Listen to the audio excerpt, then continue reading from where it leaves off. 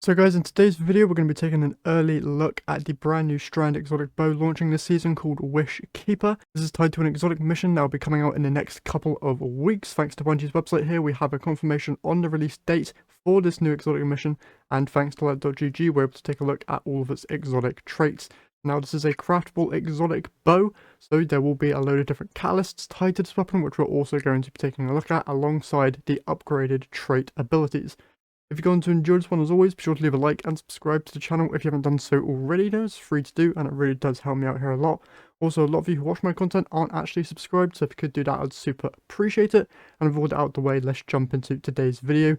First here on the Season of the Wish page on Bungie.net, you can see here that the bow is called WishKeeper, and that we'll be able to get it December 19th when the Star-Crossed exotic mission comes out.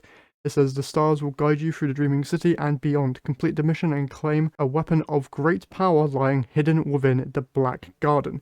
Now we did get this bow teased to us within the launch trailer, so it's not really a spoiler I would say, but we will be getting a new exotic mission with this bow launching December 19th.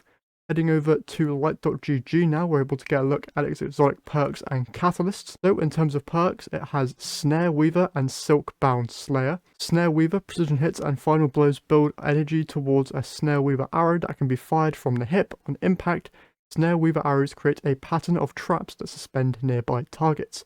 Silk-Bound Slayer, this weapon deals bonus damage to suspended targets and gain faster draw time for a short duration when you suspend a target from any source or damage a suspended target with this weapon. Moving on to the upgraded traits here, we have Snare Weaver 2, which will just grant it an extra 5 stability and 5 handling.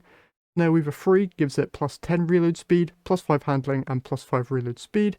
And then Snare Weaver 4 giving it a total of plus 10 stability, plus 10 reload speed, and plus 10 handling. So little updates there with the upgraded traits. But now moving on to the catalysts here. So we have Enduring Snare Refit, where Snare Weaver traps last longer. Multi-threaded Snare Refit, where Snare Weaver traps can suspend more targets. Vorpal Weapon Refit, which just gives the weapon Vorpal Weapon.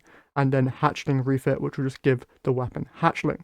So a lot of different options for you here in terms of build customization. You can even go for the multi-threaded Snare Refit or the Enduring Snare Refit to buff the overall performance of the weapon. Or if you want to focus more on boss damage, you can go for Vorpal Weapon Refit, and then add clear, you've got the Hatchling Refit there as well. Very interesting weapon, and I'm very excited to get my hands on it to playtest with it. From the gameplay that we see in the trailer, it does look quite strong, so I'm going to be very interested to see how it turns out in game. Once again, as a reminder, this bow comes out December 19th with an exotic mission, so keep an eye out for that. I'll have a guide on how to unlock this bow once that exotic mission becomes available. But that's everything for this video, so if you've enjoyed, be sure to leave a like, subscribe, and I'll catch you guys in the next one.